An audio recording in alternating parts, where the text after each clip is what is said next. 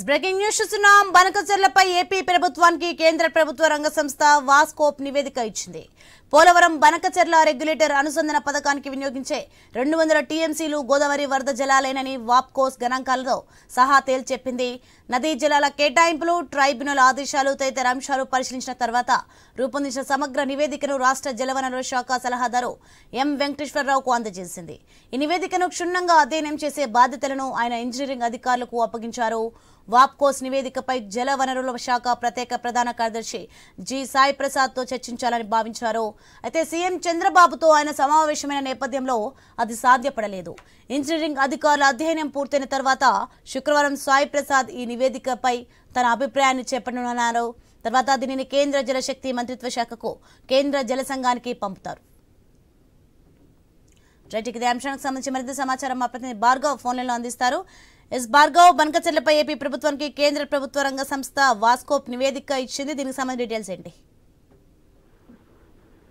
అటు బనకచెర్లకు సంబంధించి ప్రాజెక్టు ఏదైతే నదుల అనుసంధానం ద్వారా కూడా రాయలసీమను పూర్తిగా కూడా తాగునీరు అందించి సస్యశ్యామలం చేసేందుకు అతిపెద్ద ప్రాజెక్టు కూడా అటు ఏపీ సర్కారు నిర్ణయం తీసుకున్న నేపథ్యంలో దాన్ని తెలంగాణ ప్రభుత్వం అడ్డు చెప్పడం, పెద్ద ఎత్తున అటు కేంద్ర జలశక్తి శాఖకు కూడా ఫిర్యాదులు చేయడం, తీవ్ర వివాదం నెలకొన్న నేపథ్యంలో దాని కేంద్రం ఆదేశించిన మేరకు ఇప్పుడు ఈ రోజు ఒక సర్వే కూడా పూర్తయిందని చెప్పుకోవచ్చు. ఏపీ ప్రభుత్వానికి ప్రభుత్వ రంగ సంస్థ వాప్కోస్ చేసినటువంటి ఈ పూర్తి అధ్యయనం తర్వాత నివేదిక కూడా రావడంతో పూర్తిగా దీనికి ఒక అడ్డంకులు తొలగాయి అనేది కూడా దాదాపు చెప్పుకోవచ్చు. పోలవరం బనకచెర్ల రెగ్యులేటర్ అనుసంధాన పథకానికి వినియోగించేటువంటి 200 టీఎంసీలు కూడా ఇవి గోదావరి వరద జలాలే అంటూ కూడా వాప్కోస్ గణాంకాలతో సహా తేల్చి చెప్పడంతో దాదాపు ఇప్పుడు ఒక కొలిక్కి అంశం వచ్చిందని కూడా చెప్పుకోవచ్చు. ఎందుకంటే అటు నదీ జలాల కేటాయింపులు కానీ, ట్రిబ్యునల్ తదితర అంశాలన్నీ కూడా పరిశీలించి ఈ సమగ్ర నివేదికను రాష్ట్ర జలవనరుల శాఖకు ఇవ్వడంతో దానిపై ఇప్పుడు మరొకసారి అధ్యయనం కూడా చేస్తున్నారు. ఈ రోజు అటు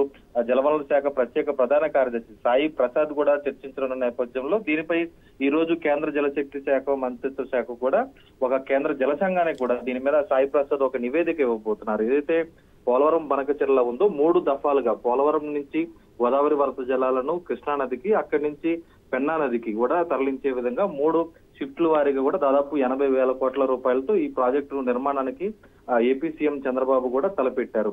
అయితే దీనికి ఆదిలోనే అడ్డంకులు ఉన్న నేపథ్యంలో ప్రతి అడ్డంకును తొలగించుకొని ప్రాజెక్టును పూర్తి చేయాలనేటువంటి ఉద్దేశంతో కూడా ఇప్పుడు ఈ రోజు వచ్చినటువంటి వాప్కోస్ నివేదిక ఏదైతే ఉందో అది ఖచ్చితంగా కూడా సానుకూలంగా ఉంటుందని కూడా చెప్పుకోవచ్చు. ఎందుకంటే దాదాపు ప్రతి ఏటా కూడా ఏపీలో ఉన్నటువంటి నదుల ద్వారా 10,000 టీఎంసీల వరకు కూడా నీరు వృధాగా పోతుంది. ఇటు గోదావరి మీద నుంచి వచ్చేటువంటి నది ద్వారా కూడా దాదాపు 100 టీఎంసీల నీరు సముద్రంలో వృధాగా కలిసిపోతుంది. ఆ వృధాగా పోయే నీటినే రాయలసీమ వరకు తరలించి ప్రతి ఒక్కరికి కూడా తాగునీటిని అందించాలనేది రాష్ట్ర ప్రభుత్వ ఉద్దేశం. దానికి ఎందుకు అడ్డు చెప్తున్నారంటూ కూడా ఇప్పటి నుంచి తీవ్రంగా వ్యతిరేకత వ్యక్తమైంది. అన్ని పక్షాలు కూడా కలిసి రాజకీయ పార్టీలు బనకచెర్లకు సపోర్ట్ చేశాయి. ఈ నేపథ్యంలో కేంద్రం ఏర్పాటు చేసినటువంటి కమిటీ ఈ విధంగా నివేదిక ఇవ్వడంతో ఈ రోజు కేంద్రానికి ఆ నివేదికను కూడా పంపనున్న నేపథ్యంలో ఒక స్పష్టమైనటువంటి అంశం అయితే ఈ రోజు తేలుతుందని కూడా చెప్పుకోవచ్చు. Soni, thank you Bhargav.